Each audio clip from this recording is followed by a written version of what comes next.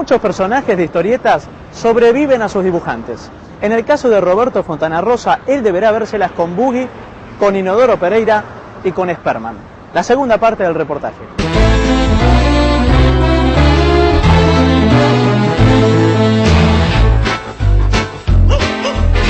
Si tuviéramos que ahondar en las biografías de los personajes, por ejemplo, tomamos Boogie, ¿podés recordar el momento en que surge en vos la idea de Boogie, de cómo la desarrollaste? Es que no hubo ningún tipo de desarrollo,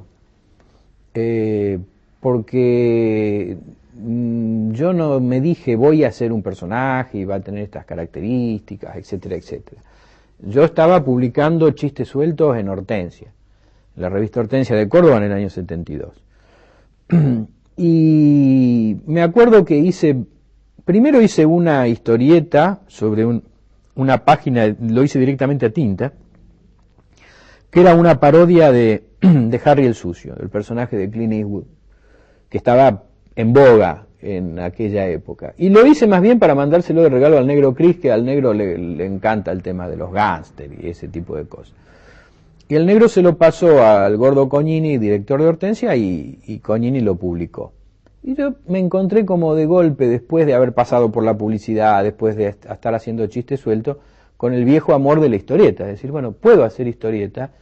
Ya no tenía ganas de hacer la historieta tradicional, etcétera, etcétera, o la historieta seria de aventura, sino hacer historietas bajo el matiz del humor. Entonces hice como 5, 6, 7 más. Hice algunas sobre la guerra de Vietnam, hice otra de pistoleros, hice otra parodia sobre las películas de Cowboy y Spaghetti, las italianas, que también en esa época estaban de moda, y dentro de eso había una gauchesca.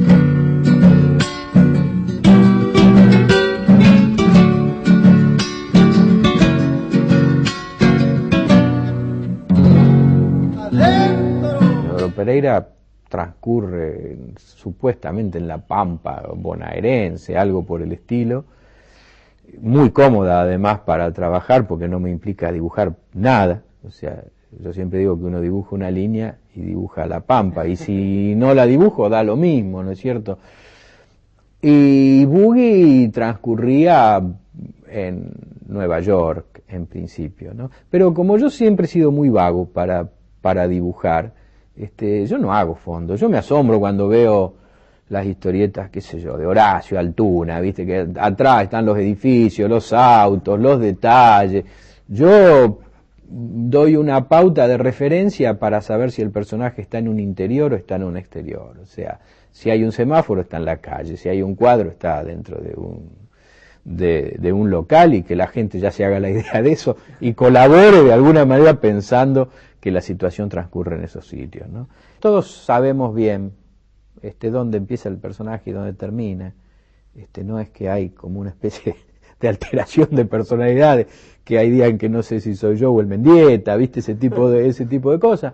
Lo que puede darse son alteraciones de tratamiento del personaje, porque por ejemplo en el caso de Boogie llegó un momento en que se empobrecía mucho la historia si siempre terminaba él pegándole a alguien o matando a alguien. Entonces paulatinamente empezó a ser Boogie una especie de personaje al cual venían y le contaban historias, otro tipo, la historia pasaba por otro tipo, y Boogie a lo último podría hacer alguna reflexión o no, o era testigo nada más, lo que enriquecía la posibilidad mía de abordar otro tipo de narración, ¿no? Si siempre pasa por el mismo personaje, yo creo que se empobrece bastante. Hay un personaje tuyo que apareció y desapareció, que es Sperman. Sí. ¿Qué pasó con Sperman? Sperman tuvo un poco el mismo comienzo que los otros dos personajes, que Boogie y que Inodoro. Yo estaba publicando en la revista Fierro, y me parecía que me venía bien la publicación en Fierro, que era mensual, como para salir de una especie de línea de montaje, de los chistes de todos los días, de las historietas de Inodoro y de Boogie. Porque digo, bueno, acá en Fierro voy a hacer algo más experimental, otro tipo de historietas, otro tipo de dibujo, etcétera, etcétera. En definitiva, mentira, porque cuando llegaba el momento de hacer la historieta para Fierro, ya me faltaba un día, estaba totalmente apretado y hacía lo que me salía en ese instante, ¿no? Y en una de esas oportunidades, en la desesperación de no saber qué mandar, digo, bueno, voy a hacer una especie de parodia de algún superhéroe. Y entonces aparece Sperman, que era precisamente un donante de esperma, porque aparte estaba también en boga el tema genético, como ha continuado estándolo, con, en fin, los embriones y la inseminación artificial, etcétera, etcétera.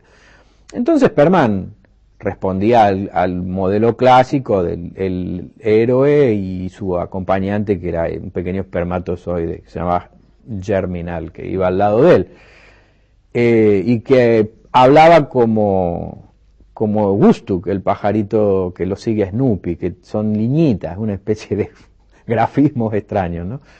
Pero era una solución de momento para mandarle algo a Fierro. Cuando lo publican, me llama Juan Sasturain, me dice, bueno, qué lindo personaje que creaste para la revista nuestra. Digo, no, ni se te ocurra que yo voy a seguir con este personaje, porque es muy esforzado, te diría, poder mantener ya otros dos. Es como los hijos, ¿no? Los personajes de historieta, es entretenido engendrarlos, pero después hay que mantenerlos y criarlos durante mucho tiempo. No hay muchos casos de alguien que mantenga dos personajes simultáneos durante casi 20 tantos años, ¿no? Pues lo que hubiera sido mantener 3 era muy, muy desgastante, y además yo creo, estoy convencido de que hay una relación entre cantidad y calidad. Mientras más cantidad, decrece la calidad, y yo entiendo que en muchas oportunidades, o casi siempre, hago más de lo que debería hacer.